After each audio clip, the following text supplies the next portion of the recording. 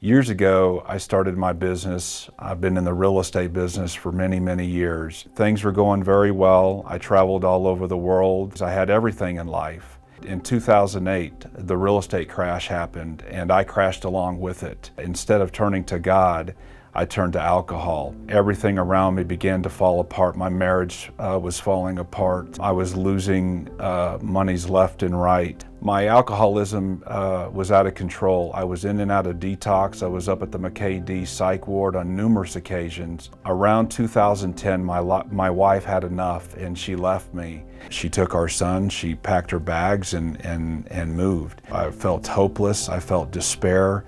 I missed my wife, I missed my son desperately. I became so desperate and so hopeless, I went to a hotel room with a loaded pistol, and I put the pistol in my mouth and I depressed the trigger, and the weapon did not fire. I was so terrified, I threw the gun on the bed. I stayed in the hotel room, and finally the hotel staff was knocking on my door, and they transferred me to a crisis center.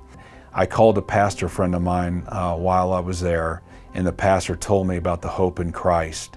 And I decided from that point on, I'm going to turn my life to Jesus. From that day on, my life had changed. I was going to church, I was involved in Bible studies, I was helping others.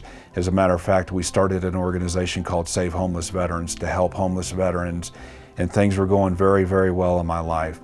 And I remember one day I got a phone call, and I decided to step out and take the phone call, and it was the FBI, and they wanted to talk to me about some of my business dealings back in 2008 and 2009. I made some really bad decisions during the economic crash, and I found out I had to go to federal prison. But I had an inner strength when I went to prison, and my strength was because of Jesus Christ. I didn't fear. I knew that I was going to be able to survive the prison process, and as a matter of fact, I flourished in prison. I was very involved in the church in prison. We shared with many other men about our good Lord and how He can change lives, and how He changed my life. I was there for 4 years and 2 months, and I look at that experience, and it was a good experience. I came out a stronger man, a man that is hopeful. I look forward to the future. Today I'm back with my wife and my son. I give the glory and the praise to the good Lord. I could not have done it without Him.